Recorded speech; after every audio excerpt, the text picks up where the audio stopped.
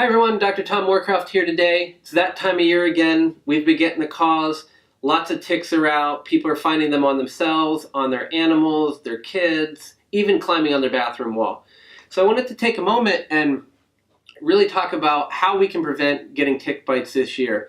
And I have a couple of tips that I hope will make this really straightforward and easy for you. It's not an exhaustive or perfect list, but it's the list that's going to get you going and help you stay as tick-free as possible this spring and summer. So the first thing to know is that Lyme is paradomestic, meaning you get it frequently on your property or on your neighbor's property. In fact, about 70% of the cases of Lyme come from ticks that are, gotten on your own property or your friend's property. I mean, to me, that's just crazy. But why is that? Well, a lot of the ticks are hanging out, having their meals on mice or chipmunks or other rodents like that.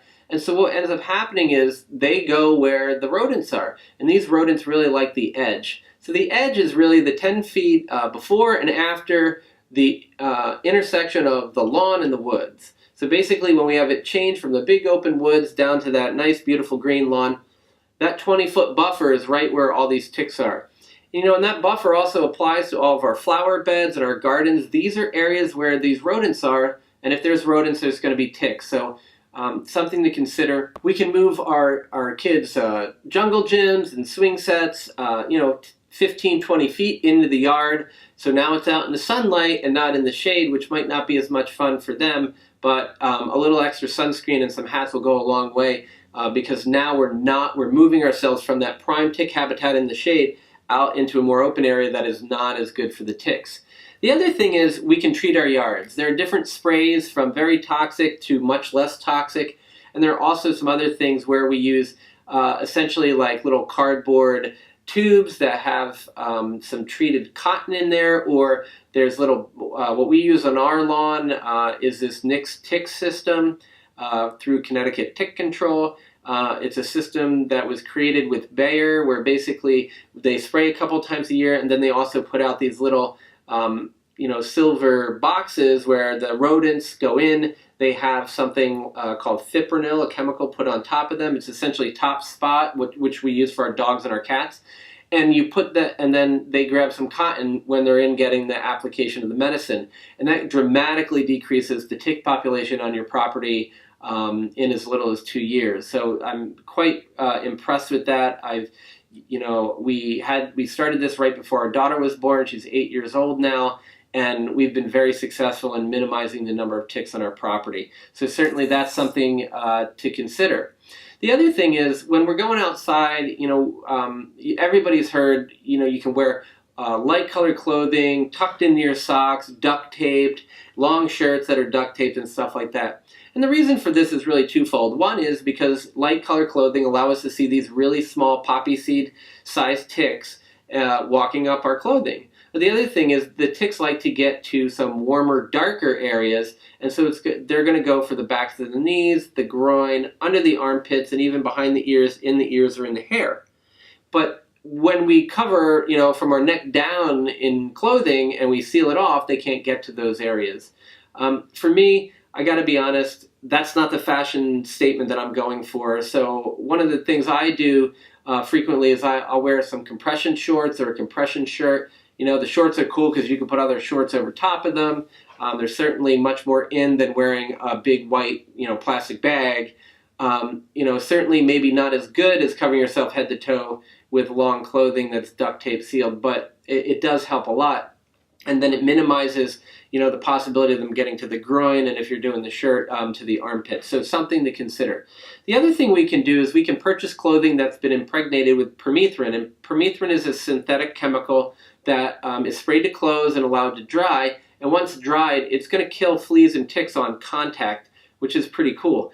It's relatively non-toxic for a toxic chemical, except if you're doing it yourself and you have something like this, you do need to let it dry on the clothing, and please dispose of it properly because this is very toxic to fish and other aquatic species while being relatively safe for mammals, including humans and babies. In fact, it's used topically as a treatment for scabies and lice in children as little as 2 months of age. and the FDA tells us it's safe in pregnancy. So these are some things so that's one thing that's relatively safe when it's applied topically, and it's even safer when it's applied to the clothing, and that's what I'm suggesting you might want to consider. And this stuff will last on your clothes if you do it yourself 6 to 8 washes. Double check with the manufacturer to find out how long. And then if you buy it pre-impregnated, the manufacturer will tell you how many washes, but I've seen well over 20 and 30 and sometimes much higher than that for certain brands. So check into that. This chemical is created based upon a chemical called pyrethrum, which is an extract from chrysanthemum. So if you're looking for something a little more natural to use and has been successfully used in like pet tick collars and things like that, pyrethrum may be another one to consider. The other thing, aside from treating your clothes, is you can spray things directly on you. Many people use DEETs and other synthetic insect repellents. I don't really like the DEET in particular for 2 reasons. One is I don't think it's all that effective for ticks. It might be great for all the other insects. I just haven't seen it work as well. And the other thing is if you take a plastic Band-Aid and you spray some DEET on it, and then you go and you can actually smear the Band-Aid and it'll just like pull away and you'll be left with just the cotton there. So anything that can degrade a Band-Aid within 20 to 30 seconds is probably not something I want to be putting on my skin, and so I certainly have you consider whether you want to be doing that either. What I found is herbal sprays work really well. I've tried a whole bunch of different ones.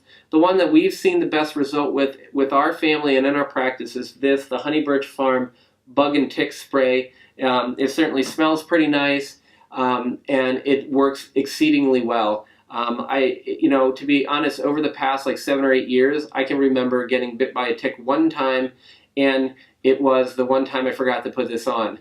But the cool part was I actually had long compression pants on, and it bit me on the ankle just below it.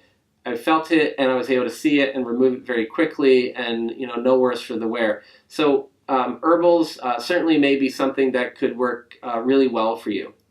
So now that these are the things we can do outside. So as we come into the house, other things to consider would be when you first come in, you probably should be taking all of your clothes off and throw them into a bag and tie it into a quick knot and just put it aside. Then what you should do is go take a shower or bath, whatever you prefer, and really just wash yourself off really well.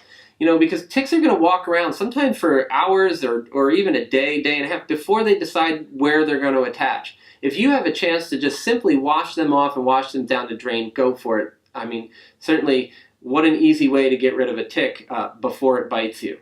Once you've done with that shower, do a thorough tick check on yourself. You're probably going to be able to see most places. If there are certain areas that are dark and warm that you can't see, some crevices in the rear, behind the ears, inside the ears, and particularly up in the hair, elicit the help of a loved one or a friend to check that out. And certainly do a thorough tick check of your children and your friends, because this is really important. If you can get the tick while it's walking before it's attached, you're not going to be getting any infection from that, and now we've prevented disease. So now we've double-checked our body after our shower and made sure there's no ticks on us. We want to make sure that there's no ticks left on those clothes. And really the best thing to do is to throw those clothes into a hot dryer, crank it, for 45 minutes to an hour. Make sure we just really burn up any of those ticks, because the high heat's going to kill that tick. Putting them through the washer is not going to do it. The water is not going to do it. What we really need is that high heat. So high heat in the dryer is going to be our friend to get the clothes taken care of. So there you have it. My top tips for preventing tick bites this year. Certainly, I hope that this will empower you to go out and enjoy yourself this spring and summer as best you can, but armed with this knowledge of of how you can really prevent these tick bites. So I wish you all the best in health and a wonderful, happy, healthy spring and summer.